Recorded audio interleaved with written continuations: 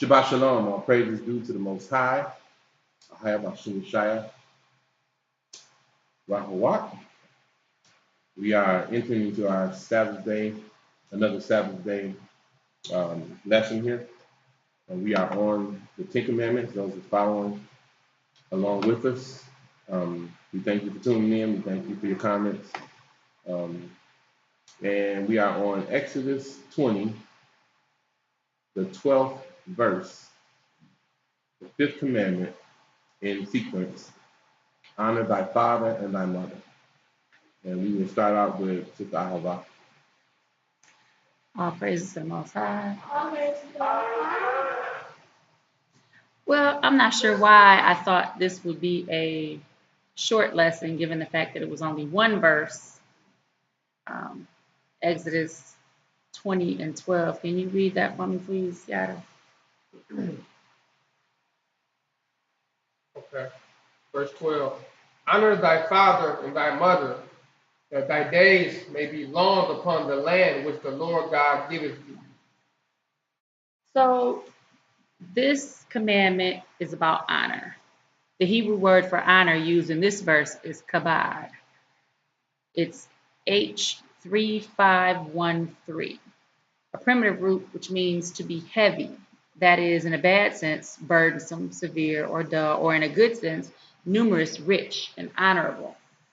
So first and foremost, I never thought about the fact that honor could be good or bad, that you could honor someone positively or negatively. And I couldn't help but think back to my days in the church, and I laugh even thinking about this. Remember how people would stand up and testify, and they say, giving honor to God who's the head of my life. And then they say, and to all whom honor is due. So reflecting on that, you see honor both good and bad. It's proper and righteous to honor the Most High. But when you say honor to whom all honor is due, honor is not due to everyone. Right. And sometimes it's structured in such a way that people make honor a burden. They think that for you to, in the church specifically, they think that honor means giving somebody a hefty offering, or honor means showing up to 7 church services. Right. But that's not honor. Those are burdensome acts. They're not things which show what the Most High intends when he talks about honor. Anybody want to build on that? It was just a thought as I was studying it that I had. We used to have a saying back in the 80s that we have to give honor what honor is due. Mm-hmm. And we would always say that to hold back a man's honor is both mean and unjust if he's honorable. And we know that a lot of times we call it hating now. Mm-hmm. We don't give people honor. Mm-hmm. We'll say, but in the 80s we would say to hold back a man's honor is both mean and unjust when he's worthy of honor. So go ahead. That was a thought that I had as I started. So then I asked, what does it mean to honor thy father and mother? And the Most High took me to the life of King Solomon, because he provides a good example of what honor means and what it does not. First and foremost, honoring thy father means to follow his righteous example. Mm-hmm. So in the natural, this means a man's father by blood, or the father who raised him if he doesn't have a relationship with his father by blood. So even though King David had many sons, the legacy of the house of David, the Most High promised to David to live on through his son Solomon. 1 Kings 2 provides a glimpse into the private moment between father and son as King David instructs Solomon on what honor means to the Most High. 1 Kings 2:1 says, Now the days of David drew nigh that he should die, and he charged Solomon his son. The word charged is H6680. Tasava. It means to constitute, enjoin, appoint, bid, give a charge, give in, send with, command or commandment, send a messenger to set in order. The word tazaza is another Hebrew word for commandment used in the Bible, and it generally refers to royal edicts or commands issued by kings. But it is important for us, particularly as women, to remember man's position of authority in creation, but more importantly, in the household. He is the head. First Corinthians talks about the order and roles of man and woman in the household. First Corinthians 11:2 begins, "Now I praise you, brethren, that ye remember me in all things and keep the ordinances as I have delivered them to you. But I would have you know that the head of every man is Christ, and the head of the woman is the man, and the head of Christ is the Most High." The word head here is G2776, kephale, probably from the primary word kepto in the sense of seizing, the head as the part most readily taken hold of, literally or figuratively. So literally, the head is that which is most exposed. When we have to remember this, when we try to put ourselves in a position of authority or place ourselves in the head, that the head is that which is most readily taken hold of. It is the most exposed part of the body. So 1 Corinthians 11 continues in verse 4, "Every man praying or prophesying, having his head covered, dishonoreth his head." Okay, so what is dishonor? Dishonor is G2617. Kateshino, to shame down, that is disgrace, or by implication put to blush, confound, dishonor. Verse 11:5 says, "But every woman that prayeth or prophesieth with her head uncovered dishonoreth her head, for that is even all one as if she were shaven." Uncovered is G177. It is akatapulos, and it is the negative particle and a derivative of a compound, which means unveiled or uncovered. The word "as if she were shaven" is G3587, from a derivative of the same as G3586, meaning a razor, to shave or shear the hair. Verse 11:6 continues, "For if the woman be not covered, let her also be shorn. But if it be a shame for a woman to be shorn or shaven, let her be covered." The word covered is katalupo, G2619, to cover wholly, that is veil, cover, hide. This goes on in 11:7 of 1 Corinthians, "For a man indeed ought not to cover his head, for as much as he is the image and glory of the Most High, but the woman is the glory of the man." The word image used here is G1504, icon, a likeness, that is literally a statue, profile, figuratively a representation or remembrance. Sound familiar? Icon. This is what an image is, and this is what woman is created in the image, or this is what man is created in the image and glory of the Most High. Also, his glory is G1391. Doxa, from the base of G1380. Glory is very apparent in a wide application, literally or figuratively. Dignity, glory, honor, praise, and worship. So it is important to understand that in terms of position within creation, man was the last being the Most High created. But the Most High gave man the highest position above everything else he created. Man was like the Most High's finishing touch, the cherry on top, the Most High's signature at the bottom line. Genesis 1:26 through 31 says, "The Most High created man in his image and likeness. And God said, let us make man in our image, after our likeness, and let them have dominion over the fish of the sea, and over the fowl of the air, and over the cattle, and over all the earth, and over every creeping thing that creepeth upon the earth." The Hebrew word for image is tselem, from an unused root word meaning to shade, a phantom, that is illusion, resemblance, hence a figurative, a representative figure, especially an idol, image, vain show. The Most High made man in his image to serve as his representative figure on the earth, but the Most High also made man in his likeness. The Hebrew word for likeness is demuth, 1823. Its resemblance, concretely model, shape, adverbially like, fashion, manner, similitude. And then the Most High endowed man with dominion, H7287, radah, a primitive root which means to tread down, that is subjugate, specifically to crumble, have dominion, prevail against, reign, bear, make, to rule. So Genesis 1:27 says, "So the Most High created man in his own image. In the image of the Most High created he him. Male and female created he them. Created is H1254, a primitive root absolutely to create, qualify, to cut down, to choose, create, dispatch. The Most High created man in his image with some very specific commandments. Genesis 1:28 says, and the Most High blessed them, and the Most High said unto them, be fruitful, and multiply, and replenish the earth, and subdue it, and have dominion over the fish of the sea, and over the fowl of the air, and over every living thing that moveth upon the earth. The Most High charged man to be fruitful, and to multiply, and replenish the earth, and subdue it, and have dominion. So dominion was merely the culmination of all the other commandments that the Most High gave man. To be fruitful is H6509, para, a primitive root to bear fruit, bring forth, fruitful, grow, increase. Multiply is H7235, rabah, to increase, bring in, abundance, be in authority, excel. Replenish is 4390.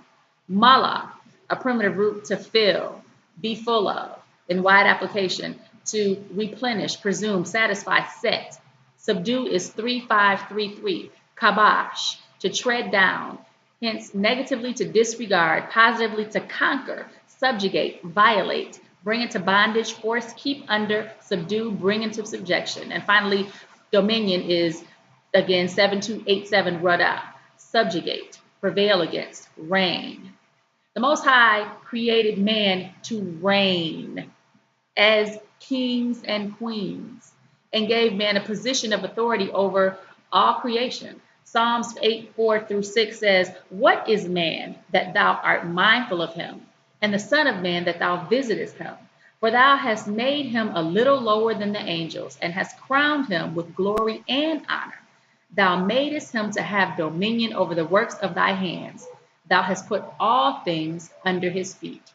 So man was created to have dominion and to exercise rule and reign over everything that the Most High created. And then woman was created to aid or assist man. Genesis 2:18 says, and the Most High said, it is not good that man should be alone. I will make him an help meet for him. Now, I always thought that help meet was one word, that the Most High created a help meet, but that's not how it is. The Most High created woman as a help or an aid. The word for help is the Hebrew word 5828, azar. It means to help. And the Hebrew word for help comes from the Hebrew root word 5826, azar, which means to surround, protect, or aid. So woman was created to surround, protect, or aid man in that which he was created to reign over. And she was to be a meat for him, which is 5048. Neged, a front, that is part opposite, specifically a counterpart or mate, usually adverbally, especially, or preposition, over, against, before, about, against, aloof, afar from, over, present, other side, sight, to view. So literally, man and woman are created as counterparts or opposites in order for the man to rule and reign and the woman to protect and surround him as he accomplishes his task. In Genesis 2:21-24, it says, and the Most High caused a deep sleep to fall upon Adam, and he slept. And he took one of his ribs and closed up the flesh and said thereof. And the rib which the Most High had taken from man made he a woman, and brought her unto the man. And Adam said, this is now bone of my bones and flesh of my flesh, and she shall be called woman, because she was taken out of man. Therefore shall a man leave his father and his mother, and shall cleave unto his wife, and they shall be one flesh. The word cleave is H1692, dabak, a primitive root properly to impinge, that is, cling or adhere, figuratively to catch by pursuit. Abide, fast, cleave, fast together, follow close, hard, be joined together, keep fast, overtake, pursue hard, stick and take. Let me say that one more time. To catch by pursuit. So for those of you women who are trying to catch a man, that is out of order by nature. The man is to cleave unto his wife, which means he is to pursue her and then catch. This all goes back to the position and purpose of man and woman. So if you're going to honor something, you need to know what you're honoring. You need to know how the Most High designed for man and woman to work together. 1 Corinthians 11:8 says, for the man is not of the woman, but the woman of the man. Verse 9 says, neither was the man created for the woman, but the woman for the man. And verse 10 says, for this cause ought the woman to have power on her head because of the angels. The Greek word for power used here is G1849, exousia. This word is privilege, that is subjectively force, capacity, competency, freedom, objectively mastery, concretely, magistrate, superhuman, potentate, token of control, delegated influence, authority, jurisdiction, liberty, power, right, and strength. Women, this is a delicate position because we need to learn to balance submission with authority. Yes, the Most High made us with authority over our creation too, but he commanded us to submit and made the man the head over the woman. This is the Most High's order of operation. 1 Corinthians 11:11 says, nevertheless, neither is the man without the woman, neither the woman without the man in the Most High. For as the woman is of the man, even so is the man also by the woman. But all things of the Most High God. Judge in yourselves. Is it comely that a woman pray unto the Most High uncovered? Does it not even nature itself teach you that if a man hath long hair, it is shame unto him? But if a woman have long hair, it is glory to her, for her hair is given her for a covering. Now here's where a lot of sisters try to say that the hair is covering and they don't need a man to cover them, nor do they need to cover their hair. However, this word for covering is G4018, periboloyan, a neuter, a presumed derivative of 4016, something thrown around one, that is a mantle, a veil, a covering. It comes from 4016, which is peribalo, to throw around, that is invest with a palisade or with clothing. Array, cast, about, clothe, put on. So in other words, this type of covering is like a scarf. So if you are under attack, how much is that scarf or that hair going to cover you?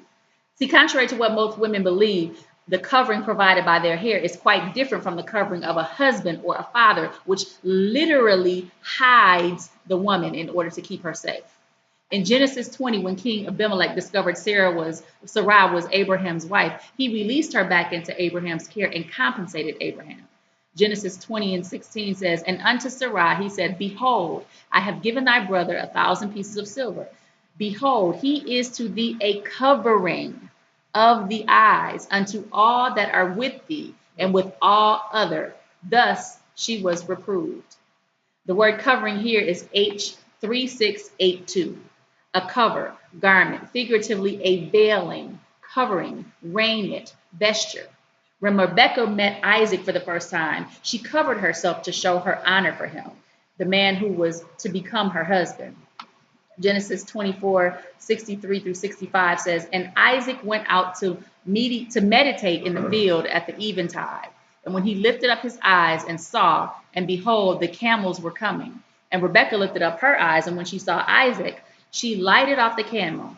For she had said unto the servant, what man is this that walketh in the field to meet us? And the servant had said, it is my master. Therefore she took a veil and covered herself. The word veil is 6809, tasa'if, from an unused root word meaning to wrap over or a veil. So this is the type of covering that the hair offers. It's like a veil, whereas the husband or the father is the covering which provides safety and protection. So what does it mean to honor thy father? It means to honor his position and the position he placed you in by virtue of your birth.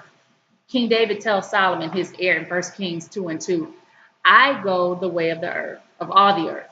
Be thou strong, therefore, and show thyself a man. The word strong is H2388, chazak, a primitive root word to fasten up, hence to seize. Be strong, be established. Now, what was interesting in this passage is the word show is actually H1961, my favorite. Haya. We have a sighting of a Haya here, right in the middle of King David giving his dying declaration to his son. And so he says, to show thyself a man. So literally he's saying, Ahia. He's calling forth the name, which he's never spoken other than these hidden texts, which we find the word Ahia in. But he says, show thyself a man, which is, thyself a man is H376, Ish. It's contracted for H582, or perhaps rather from an unused root word meaning to be extant. A man is an individual or a male person, often used as an adjunct to a more definite term. Champion, husband, worthy. So King David gives Solomon specific commandments to honor his position as king, the same way the Most High gave Adam commandments. Then in 1 Kings 2 and 3, he says, and keep the charge of the Most High, thy Elohim, to walk in his ways, to keep his statutes and his commandments and his judgments and his testimonies, as it is written in the law of Moses, that thou mayest prosper in all that thou doest, and whithersoever thou turnest thyself. The way we honor our Heavenly Father is by following his laws and statutes and commandments and judgments and testimonies, the whole entire totality of the law. Because when we honor the Most High, he honors us. 1 Kings 2 and 4 says, that the Most High may continue his word, which he spake concerning me, saying, if thy children take heed to their way, to walk before me in truth with all their heart and with all their soul, there shall not fail thee, said he, a man on the throne of Israel. King Solomon promised to honor his father and fulfill his legacy of leadership, even when his mother tried to intervene. Solomon still honored his father, but he also honored his mother. 1 Kings 2 and 19 says, Bathsheba therefore went unto King Solomon to speak unto him for Adonijah. And the king rose up to meet her and bowed himself unto her and sat down on his throne and caused a seat to be set for the king's mother, and she sat on his right hand. Exodus 20 and 12 says, honor thy father and thy mother, that thy days may be long upon the land which the Most High giveth thee. The Hebrew word for father in this verse is H1. First word in Hebrew, Ab, father. In a literal and immediate or figurative and remote application, chief, father, patrimony, principal. The word for mother is H517.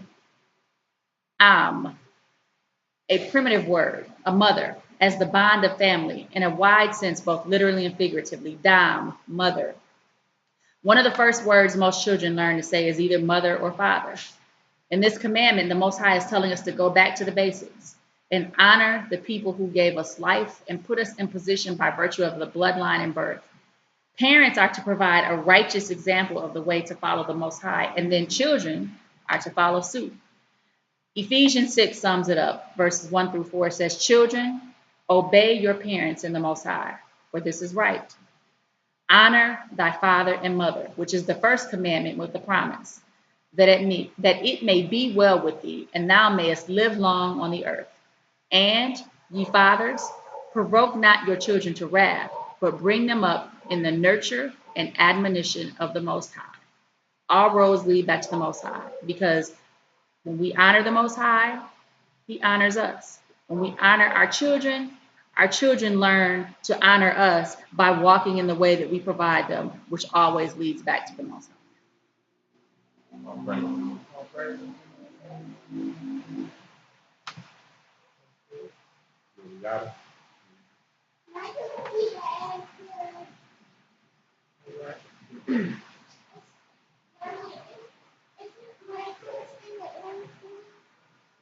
All right.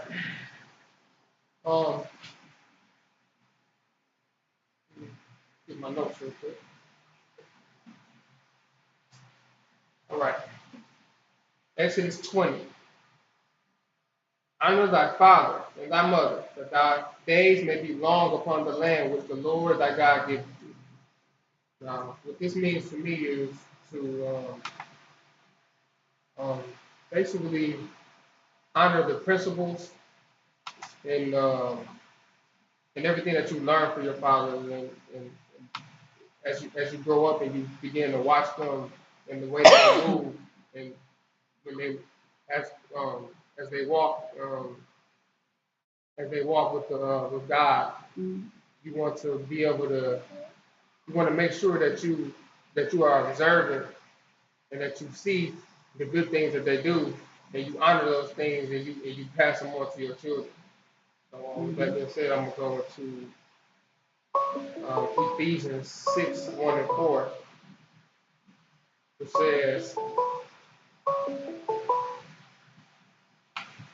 "And when thy son asketh thee in time to come, saying, What mean the testimonies and the statutes and the judgments which the Lord our God hath commanded you? Then thou shalt say unto thy son, We were Pharaoh's bondmen in Egypt, and the Lord brought us out of Egypt with a mighty hand. And the Lord shewed signs and wonders, great and sore, upon Egypt, upon Pharaoh, and upon all his household before our eyes. And he brought us out from thence, that we might bring us in, and to give us the land which he swore unto our fathers. And the Lord commanded us to do all these statutes, and fear the Lord of our God, for our good always, that he might preserve us alive, as it is at this day. And it shall be our righteousness, if we observe to do these commandments before the Lord our God, as he has commanded us." Now, when, this particular scripture, it made me think, like, okay, if we were to do these things, and we were to stay in the law and to do the things that our God has commanded us to do, then we wouldn't be in this predicament that we're in right now. We would possess the land, and we will be the head and not the tail, bro. Mm-hmm. And blessed instead of cursed. Right. And it's just funny that this particular scripture brings out that it's not just by honoring in a standardized text, but it's honoring them as an example that they were in doing the things that they did. Mm-hmm. I think with that too, we have to remember that our forefathers and foremothers were not perfect. So much so that an entire generation did not make it into the promised land. So I think part of honoring our father and mother means learning from what they did right, but also learning from what they did wrong, and correcting our course to follow the Most High without deviation.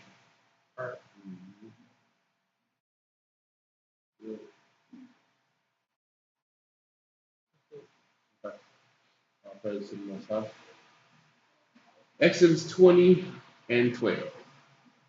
Honor thy father and thy mother, that thy days may be long upon the earth, upon the land which the Lord thy God giveth thee.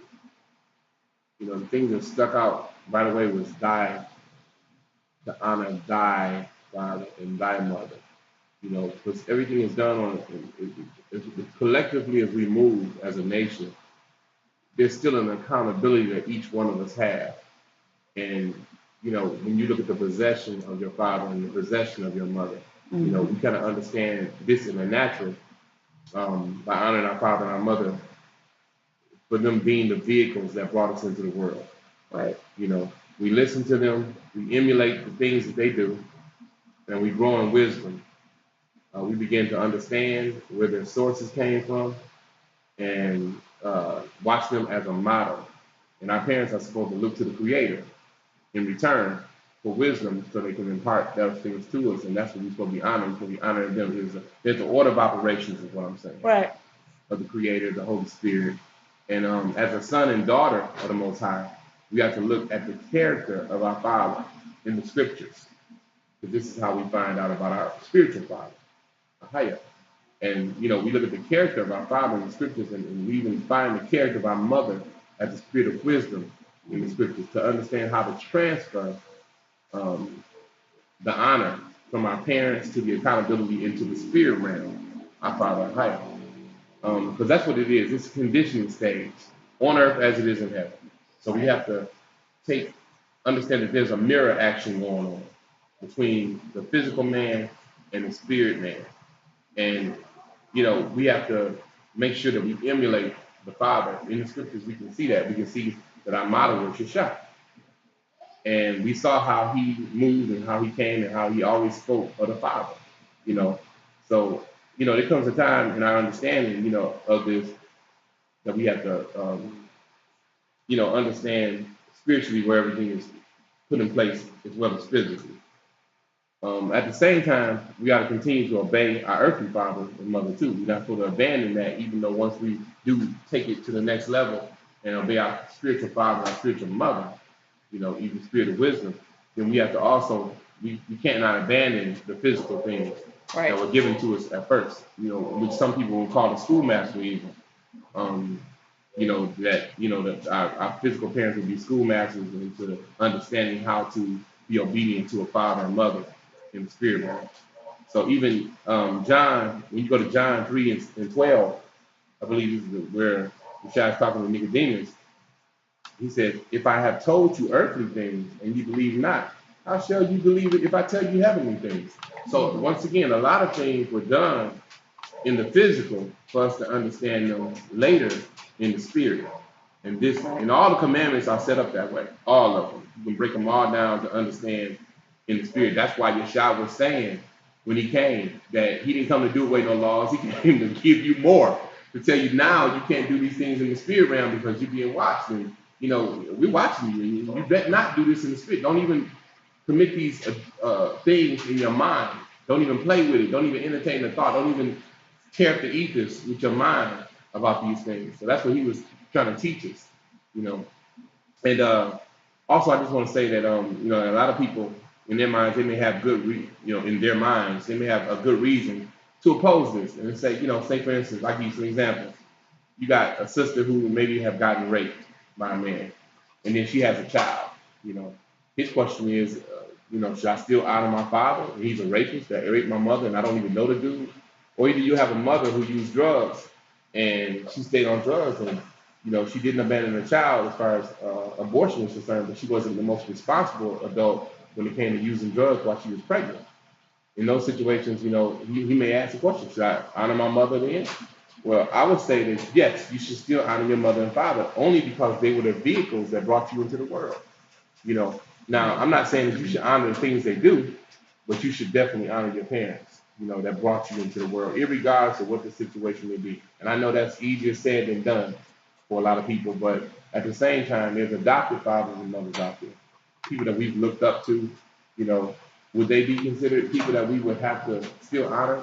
Yeah, I would say so, because they were people who parented us, whether it was in the physical aspect of conception or just in the soulish aspect of being there for us and making us understand what life was about and so forth. So yes, we have to honor them as well, and they shouldn't be abandoned for that. As a matter of fact, they should be really looked upon with a lot of love because they didn't have to do that, even in their own sense of priorities, you would say. Mm-hmm. But also, it could be like a mentor to you as well, someone to look up to and guide you. But if you don't have a good father and mother figure to look up to, look to Jacob and Leah. Look up to our foreparents. I believe that scripture is saying a lot. That's why I went there on this, because sometimes, just honoring our foreparents, if we don't have people we can look up to, we can honor our foreparents. We can honor Jacob because we saw how Jacob lived in the scriptures. We can honor Isaac because we saw how Isaac lived in the scriptures. We can honor Abraham because we saw how he lived in the scriptures. So that commandment can go a long way when it comes to honoring our father and mother. We knew Leah was honorable, through the scriptures. We knew Rachel, which was another mother figure, was honorable to us in that instance. So, that's another way of looking at that as well. And then also, when we look at the curses, Deuteronomy 28, when you look at Deuteronomy 28 and 1, me get to it real quick. How it talks about, uh, and it shall come to pass if thou shalt hearken diligently to the voice of the Lord thy God, to obey, to observe, to do all that his commandments, which I command thee this day, that the Lord thy God will set thee on high above all nations of the earth, and all these blessings shall come on thee and overtake thee, if thou shalt hearken to the voice of the Lord thy God. Then he goes down to 15, and he tells you, but it shall come to pass, if thou shalt not hearken to the voice of the Lord thy God, to observe to do all his commandments and his statutes, which I command you this day, that all these curses shall come upon thee and overtake thee. And then when you get down to curse, I think it's curse 54.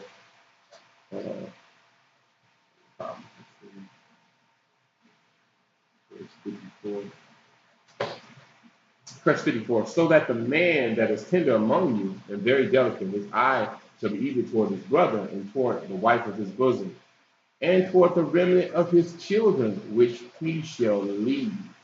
So if you really look at these things, you can see why the Most High put these laws in place. And when we went through the curses, really it was a reversing of everything that we did. Instead of honoring our fathers and mothers, we dishonored them. Right. At least Jacob, if nothing else. We dishonored our fathers and mothers. We dishonored Judah. We dishonored all those people before us that was doing the law. I'm not talking about the ones that didn't do the law, our fathers. I'm talking about the ones that did do the law. And like you said earlier, Sister Alba, we didn't even learn the lesson from all the captivities when they didn't do the law. Basically that's what you were saying to me. And so we have to learn from these things, and we have to honor our parents. We have to honor our father and mother. It's very important because it takes us to the next level of honoring the Most High and his spirit of wisdom, which is the mother. The spirit of wisdom is the mother. Right. So we have to honor these things because we have to have a wise dome in order to understand what's going on. Mm-hmm. And so we have to be in relationship with the spirit of wisdom. We have to be in relationship with the Ruach higher, in a higher, and be in relationship, in covenant relationship on top of that. Not just relationship, but covenant relationship on top of that with Yeshua. And this is how we're able to understand, even when Yeshua came, he took hundreds of scriptures, all kinds of scriptures in there saying, that he came not to do his will, but his Father's will. That's he honored his Father. Right. And that's what we got to do. We got to honor our Father because he sees something. A father, when you're young, he sees the direction that you're going in, and he already knows the direction you're going in through experience.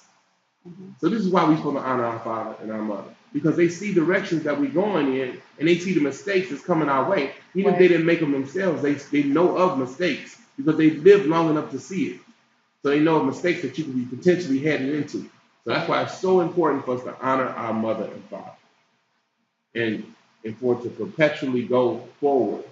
It's supposed to go forward. People say the laws are done away with. That's absurd.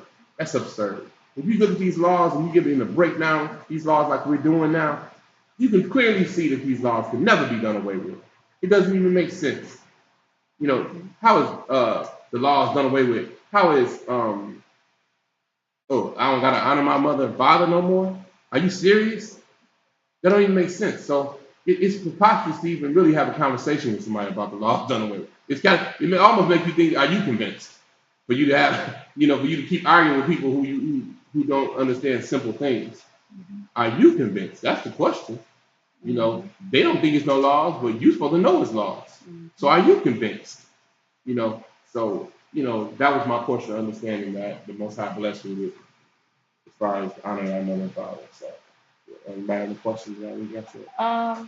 No, but I have to say this to the sisters, that this commandment says, honor thy father and thy mother, thy father and thy mother. And we know, as you just brought out from the curses in Deuteronomy, that part of the curse is that fathers leave. Mothers, you cannot teach your children to dishonor their father, even if they are not present, even in the absence of an example of a father who is clearly honorable. You teach them to honor the Most High. You teach them what the word of the Most High says about what is honorable for a father. And if they perceive as they get older that their father has not done that, that is their decision to make. But what you do not want to do is discredit their father and dishonor the father in their presence so that they have no example to follow of how to honor their father. Children will do as they have been taught. And if you teach a child to dishonor their father, they will not honor their father because they don't know how. So again, if you have a father who is not present, teach your child about the Father who is present, who will never leave them or forsake them. Because this scripture, this law is very clear, and mothers understand that when you teach your children to dishonor their father, you are breaking the law because you are teaching your children how to break the law. So you're not only responsible for your own actions, you're responsible for your children's actions, and they'll teach their children the same thing. So you do not want to put your family in a situation of generational curses because of something that you could have prevented by following the law of the Most High. That's good. That's good. That's a real good thing you just said, because even in my own personal testimony in life, my mother never said anything bad about my father.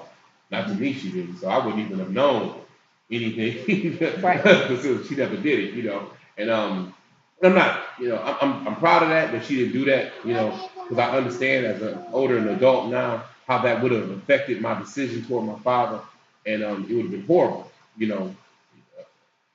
So I'm just glad that she didn't do that. So, with that being said, we shouldn't do it. Neither party, the man or the woman, should speak bad against the parents, because we in curses.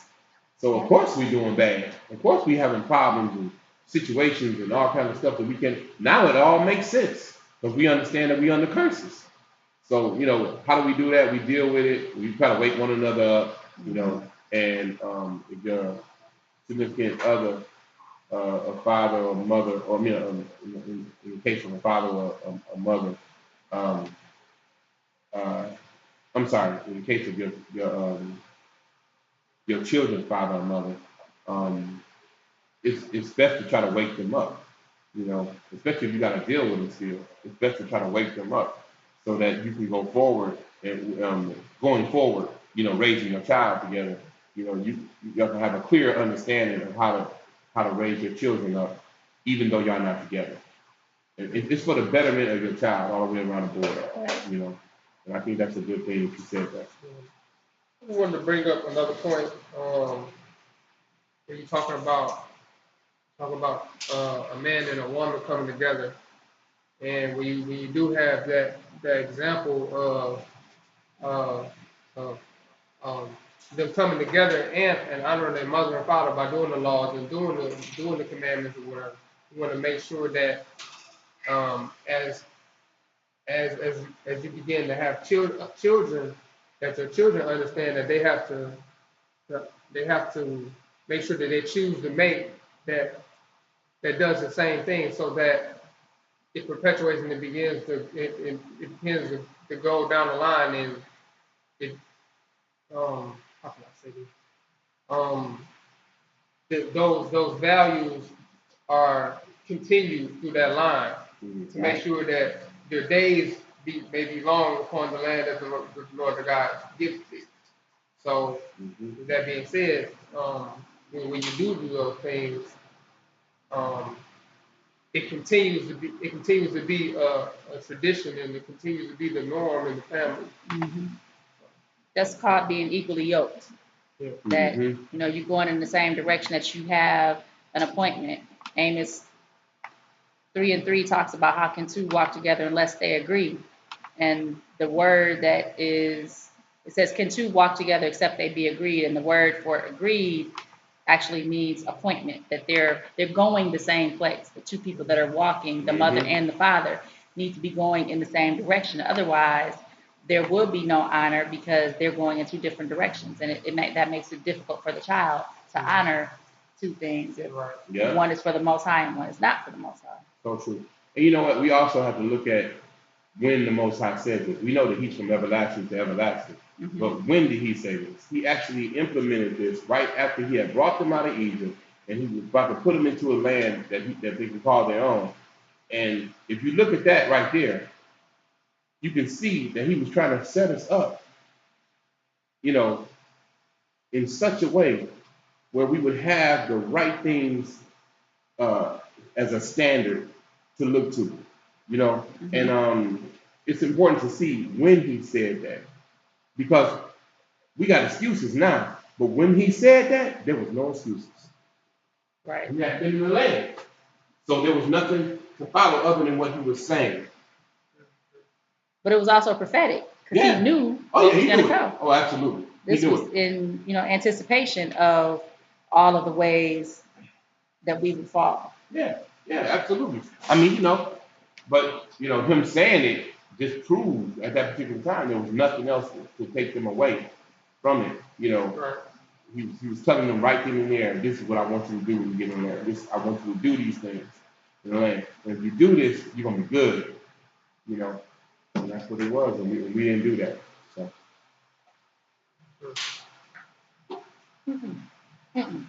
All praise. So, anybody got any more questions or anything? Once again, we thank everybody for tuning in with us, and those that want to leave comments and questions or whatever, just please leave them. We'd love to hear from you all. No big eyes, little U's. We all just in here getting it as it go, as it coming in. With that, we want to say Shabbat Shalom. Shabbat Shalom. And Kwam Yasharella. Kwam Yasharella. Hey, Mom.